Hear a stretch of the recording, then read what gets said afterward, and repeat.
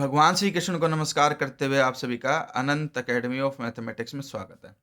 देखिए, inner product space and measure theory के अंदर एक थ्योरम है, बड़ी इंपॉर्टेंट है, projection theorem.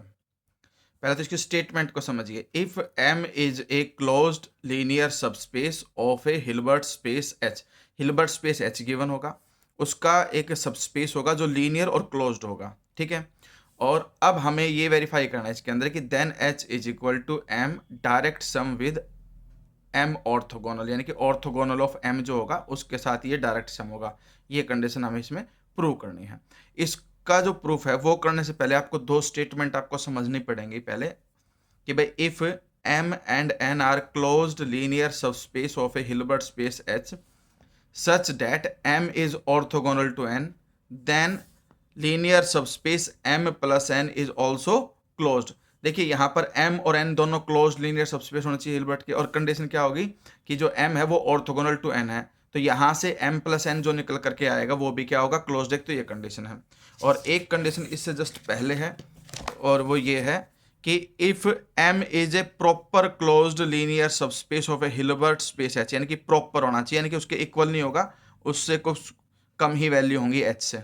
Then there exist a non zero vector z0 in h, तब h के अंदर एक वेक्टर आएगा z0, और कंडीशन क्या बनेगी कि जो z0 है वो ऑर्थोगोनल टू m होगा। ये दो कंडीशन की यूज होगा इस थ्योरम में। अब थ्योरम में हम आगे बढ़ते हैं। प्रोजेक्शन थ्योरम में क्या कहता है कि since m and orthogonal of m are orthogonal, ये दोनों एक दूसरे के ऑर्थोगोनल होते हैं, closed linear subspace of h, अब ये दोनों के दोनों क्या है, क्लोज्ड भी हैं, लीनियर सबस्पेस भी h के, तो जो ये स्टेटमेंट थी m plus n is also closed वाली कंडीशन से m plus orthogonal of m is also a closed linear subspace of h। Moreover since m is orthogonal to m orthogonal, तो इसका मतलब ये है कि सिर्फ एक ही एलिमेंट कॉमन आएगा, जीरो, क्योंकि जीरो हर किसी के साथ ऑर्थोगोनल होता है, उसके अलावा कोई और एलिमेंट कॉमन नहीं आएगा क्योंकि वो सारे डिस्टिंक्ट होते हैं। तो इस वजह से m intersection with orthogonal of m is equal to zero.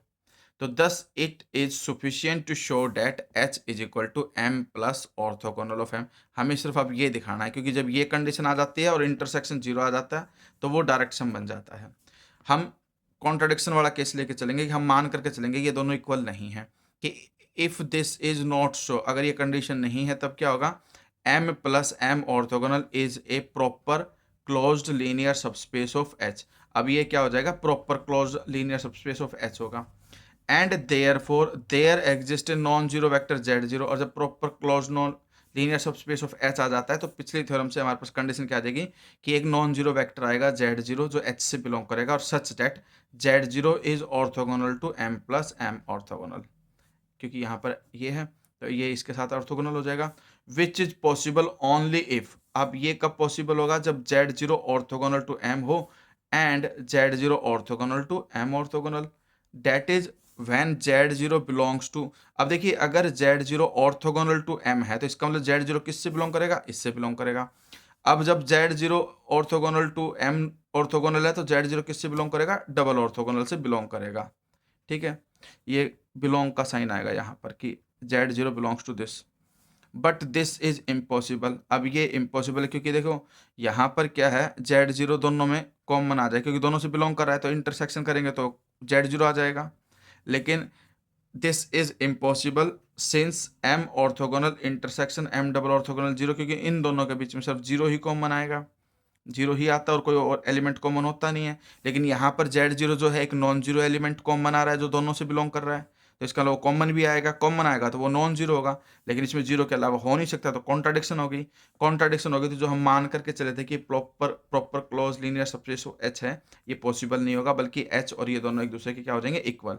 अब इक्वल भी हो गए, यहाँ इंटरसेक्शन जीरो हो गया, तो इसका मतलब h is direct sum with m orthogonal. तो ये प्रोजेक्शन थ्योरम बनेगी आपकी।